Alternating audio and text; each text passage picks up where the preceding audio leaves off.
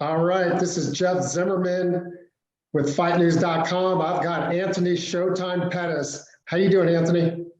I'm doing great, man. A couple of days away from my big boxing debut. Yeah, man, you got a huge fight against one of the GOATs of boxing, Roy Jones Jr., back home in Milwaukee, April 1st, Saturday. Where were you when you got the call? I was actually in Cabo, Mexico, on my birthday trip.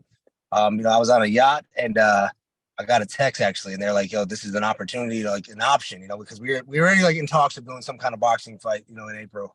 And then the opponent list came out, and Roy Jones was on that, and I was already bulking up to go move up in a weight class in mixed martial arts, so it just made sense at that time. Like, if I can get one of the goats of boxing, at that weight class, something I can't pass up. So yeah, I was on my birthday trip, and it was a great birthday present.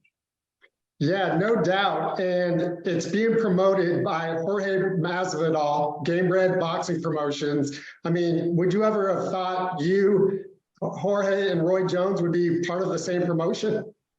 Yeah, bro. Honestly, what Jorge is doing is amazing. Like, I think he's bridging a gap that fight fans do want to see. Like, there are some fights that some boxers that aren't necessarily climbing their way to the championship level. Some ex UFC champions and guys that did their thing in mixed martial arts that have a fan base.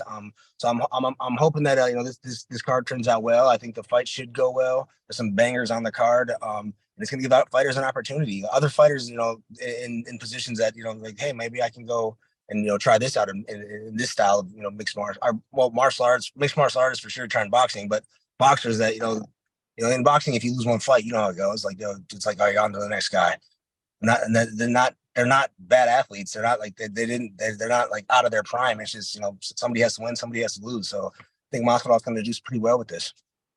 Yeah, you talk about the boxing and the MMA, and it seems like within the MMA community, boxing always seems to get kind of a bad rap, and people talk about boxing always dying, but you're a striker. I mean, you like to do the stand up. So, I mean, going into boxing seems natural for you.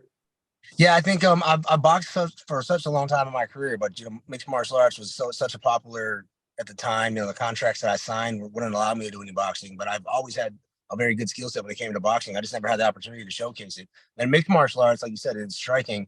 My kicks are very lethal. So I always went to my kicks, and I think that highlights more than my hands. So I'm excited to go show everybody that I can box, and I do have a skill set when it comes to boxing. And I read, and I'm here with Anthony Pettis, Showtime, big fight this Saturday night. I read that when you were a kid, you took Taekwondo and boxing, but you stuck with obviously the martial arts Taekwondo side of the house. Yeah, so in my household, well, my mom wouldn't let us box. She said it was too brutal. She's like, I don't want you guys messing up your faces. And for some reason, she didn't think Taekwondo was. So she would allow us to do Taekwondo and kickboxing, tournaments, but she wouldn't let us box. So yeah, it was mixed martial arts kind of was forced upon us, with the kickboxing and the Taekwondo route. But we always, boxing, like my cousin's box, we would take the trampoline, the inside of the trampoline out, and we would just use the frame as like a ring. And then we'd have like a boxer versus a kickboxer, like wrestler versus boxer. So yeah, it would be interesting. Sorry, my daughter just jumped in the car. No, you're good. You're good. So you've been kicking people in the face for your whole life. Started when I was 4 years old, man, and it went ever since. What will that experience in the cage? And you've been on the biggest fights in the UFC. You're a household name. What will that experience in the cage? How will that help you when you fight a guy like Roy Jones, who's a master Hall of Famer, a legend in boxing? Yeah, I think it's gonna help me with just the ability to zone everything out. I haven't been there before. I fought the biggest fights, arenas. I fought in Japan with 50,000 people. And I felt that pressure before. But boxing is a totally different sport than mixed martial arts. I compare it to like a marathon. Boxing's a marathon, and MMA is like a sprint. Like, you create chaos and you capitalize in the chaos in mixed martial arts. We don't have standing 8 counts. We don't have the ability to get knocked down and stand back up. Whereas boxing, you're setting a pace, you're building off rhythms, you're building off your momentums, and it's a totally different beast in there. So I got to really focus on my breathing and making sure I stay calm in there, because Roy's a master at that. And the footwork is different too, obviously. Oh yeah, footwork is totally different. I mean, you're in a squared off ring opposed to octagon where you got this different movements. Right, right. And I know you've been in Vegas, out there for a while and training and sparring with pro fighters, one being Caleb Plant, who just went toe to toe with the Mexican Monster last week. How were those sessions with Caleb before his fight? Yeah, man, he was so sharp. Caleb was, really, really sharp when I was sparring him. I gave him the last 3 sparring sessions, I gave him 6 rounds. And man, he was sharp. He had his game plan in. He had his combos that he wanted to throw. Keep going. For me going in there, it worked out good because my fighting style is like, the Mexican Monster, Benavidez. I move forward, I find my range, I throw my big punches. So I think I gave him good work. Yeah, and what did you think of Caleb's performance? Obviously, a warrior. Tremendous, man. I think he won the first 5 rounds, I'd say. I think he was winning that fight. And then once Benavidez found his range, he just started landing his combinations, man. And Caleb did not back down. And I think he played the clinch very well. He played his game plan very well. It was a well fought fight for Caleb. Now, just going forward, obviously you're a boxing fan and you're taking up boxing. Can Benavidez beat Canelo in your opinion? Man, that's a true test. I think Benavidez got the youth and the power to move forward, but man, Canelo's angles and his experience, I think, beats Benavidez. I mean, so I'd have to go Canelo on that one. All right. What about Tank versus Ryan? I know it's not your weight class or anything, but what that's a big fight out there. I think Tank, bro. I mean, we've seen Ryan get hit, and Tank. If Tank hits somebody, it's kind of lights out. So I think I have to go Tank on that one.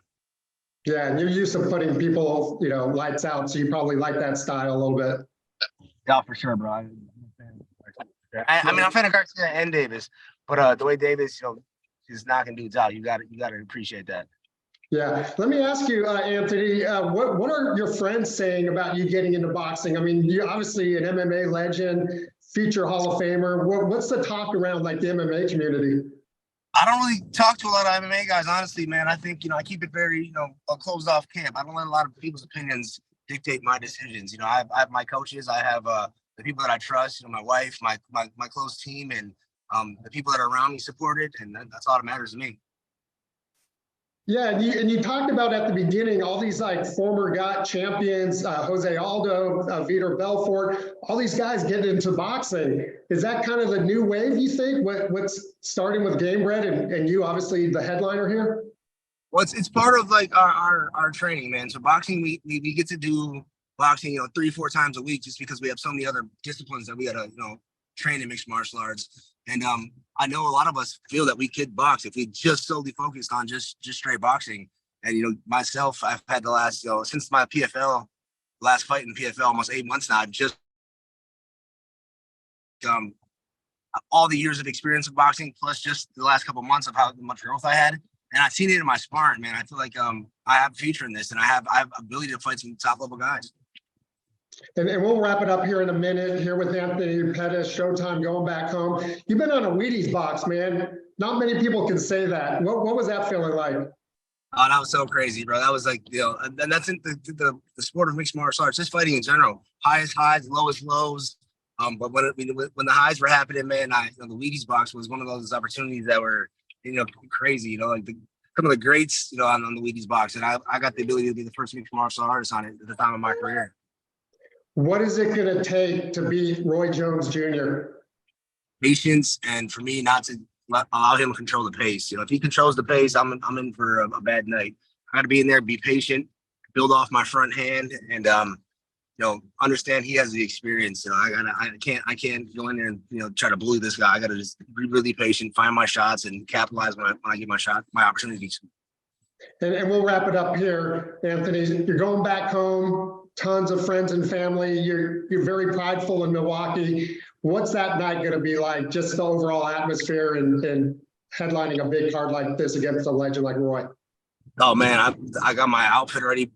Just arrived. Everything's just planned out. It's one of them surreal moments, man. Like I've been saying it. Like the fight gods blessed me with this opportunity, especially in my hometown. I haven't fought in the Fiserv Forum yet, so this is my first time fighting in the new arena. I'm excited just to be, take it all in. I'm gonna enjoy this process. Like I'm gonna take a moment and just be able to take it all in. And this isn't it for you though, right? This isn't a one-time shot. No, not at all, man. I think as long as these opportunities are there, I mean, as long as I can say yes, I will still say yes to these opportunities. As long as my wife allowed it, and the people around me allow it, I'll always say yes. All right, you heard it here. Anthony Showtime Pettis going back home in his boxing debut against one of the GOATs, Roy Jones Jr. this Saturday night, April 1st in Milwaukee, man. It's great to talk to you, man. I've always been a big fan, and I'll be watching, and good luck on Saturday. I appreciate it, bro. Thank you. All right, thank you.